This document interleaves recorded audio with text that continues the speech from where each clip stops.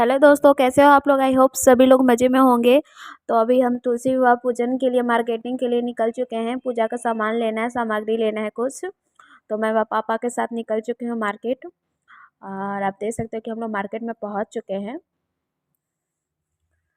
तो पूजा की सामग्री में क्या क्या आवश्यकता पड़ती है आप देखना, मैं क्या क्या ले रही हूँ। और कुछ सब्जियाँ भी लेनी थी, मार्केट में आए हैं तो कुछ लेंगे ही ज़रूर।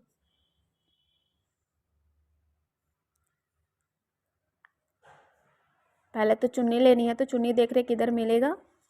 तो पापा चुन्नी ढूंढ रहे हैं। तुलसी विवाह के लिए चुन्नी तो पूजा के लिए ज़रूरी ही है।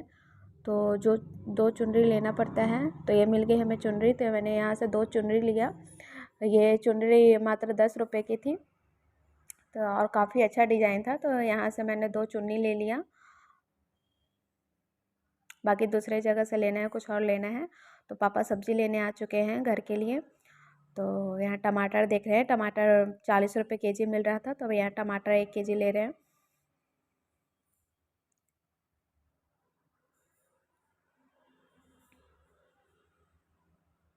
तो टमाटर ले लिए। भंटा भी 40 रुपये केजी है।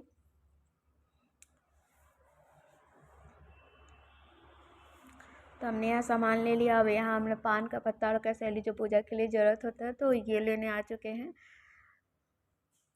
तो अब यहाँ भी हमने पान का पत्ता और कसैली लिया और निकल बने।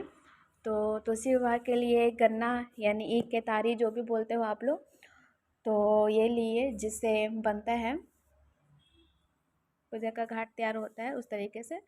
तो यहाँ से 2 गन्ना लिए, 50 रुपये जोड़े मिल रहा था। तो हो गई हमारी शॉपिंग। तो निकलते हैं अब घर के लिए। और जो विवाह कैसे होता है देखते हैं। तो घर पे जाकर रंगोली बनाना है, सब काम करना है। तो यहाँ हमने रंगोली बनाकर रेडी कर चुका है। और देखो अब मैंने ईख गन्ने को कैसे तैयार किया है, इस तरीके से तैयार होता है तुलसी विवाह के लिए। तो ये हो चुका है रेडी, और मम्मी तैयारी कर रही है पूजा की। तो ये देखो, ये पूजा रूम रहा मंदिर। तो यहाँ मम्मी तैयारी कर रही है।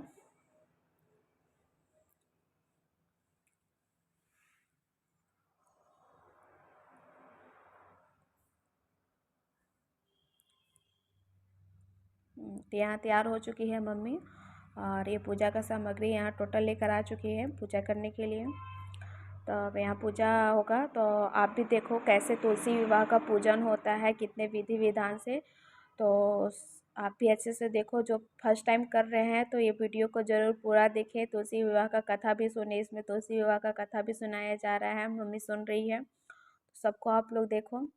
तो यहाँ कृष्ण भगवान के, विष्णु भगवान के जगह पर मैंने कृष्ण का, आखिर दोनों भगवान तो एक ही रूप है, तो साथ में रखते हैं। तो साथ में मम्मी ने रखा है। मम्मी का पूजा स्टार्ट हो चुका है तुलसी विवाह का। पहले कुमकुम टीका चंदन लगाएगी मम्मी, उसके बाद बाकी प्रसाद और साथ जो भी है चढ़ाएगी।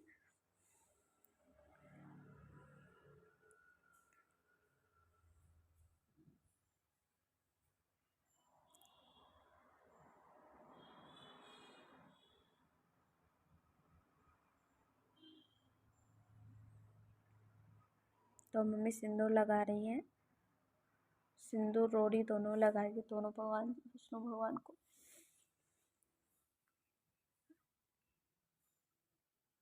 रोड़ी हो गया।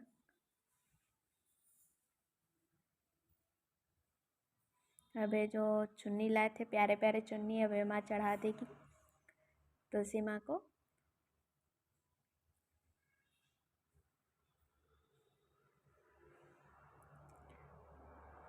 तो अगर आप वीडियो को सब्सक्राइब नहीं किए हो चैनल को, तो फटाफट पहले तो सब्सक्राइब करो और वीडियो को पूरा का पूरा देखना।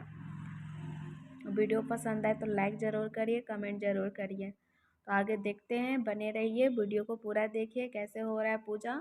और जो फर्स्ट टाइम तुलसी विवाह का पूजन कर रहे हो तो ये पूरा वीडियो ही देखिएगा।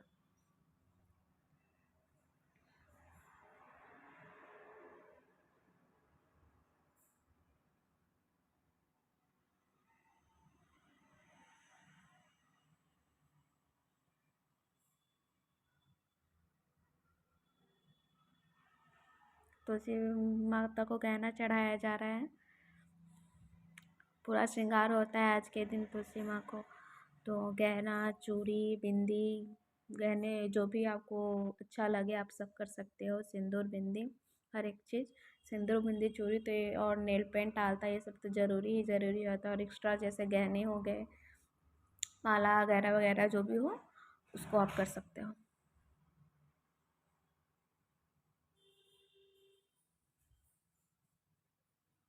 तो आइए अब कथा सुनते हैं।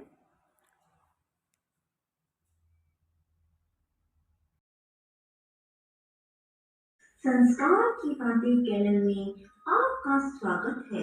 बंधुओं, आज मैं आपके लिए लाई हूँ तुलसी जी की कथा और तुलसी जी का महत्व। बंधुओं, कार्तिक मास के शुक्ल पक्ष की हरि प्रबोधनी एकादशी के दिन तुलसी जी की शादी शालिग्राम जी के साथ की जाती है। बंधुओं, जो मनुष्य भी आज हरि प्रबोधनी एकादशी के दिन तुलसी जी की इस कथा को सुनेगा, उसको 1000 अश्वमेध यज्ञ के बराबर फल की प्राप्ति होगी और समस्त तीर्थों से करोड़ गुना फल की प्राप्ति होगी। बंधुओं, कार्तिक मास में तुलसी जी से भगवान का पूजन करने वालों के 10,000 जन्मों के पाप नष्ट हो जाते हैं। तुलसी जी का दर्शन, स्पर्श, नमस्कार, स्तुति, रोपण, जल से सिंचन और प्रतिदिन पूजन एवं आरती करने, कथा सुनने वाले करोड़ों युग तक विष्णु लोक में निवास करते हैं। जो तुलसी का पौधा लगाते हैं, उनके कुटुंब में उत्पन्न होने वाले प्रलय काल तक विष्णु लोक में निवास करते हैं। हे मुनि, रोपी हुई तुलसी जितनी जड़ों का विस्तार करती है, उतने ही 1000 युग पर्यंत तुलसी रोपण करने वाले के सुकृत का विस्तार होता है। जिस मनुष्य की रोपण की हुई तुलसी की जितनी शाखाएं, प्रशाखाएं, बीज और फल पृथ्वी में बढ़ते हैं, उसके उतने ही कुल 2000 कल्प तक विष्णु लोक में निवास करते हैं। बंधुओं, यदि आपने हमारे चैनल को अब तक सब्सक्राइब नहीं किया तो जरूर करें और बेल आइकन दबाना ना भूलें। बोलो तुलसी माता की जय हो। तुलसी जी की कथा। एक नंद और उसकी भाभी थी। नंद तुलसा जी की पूजा खूब किया करती थी।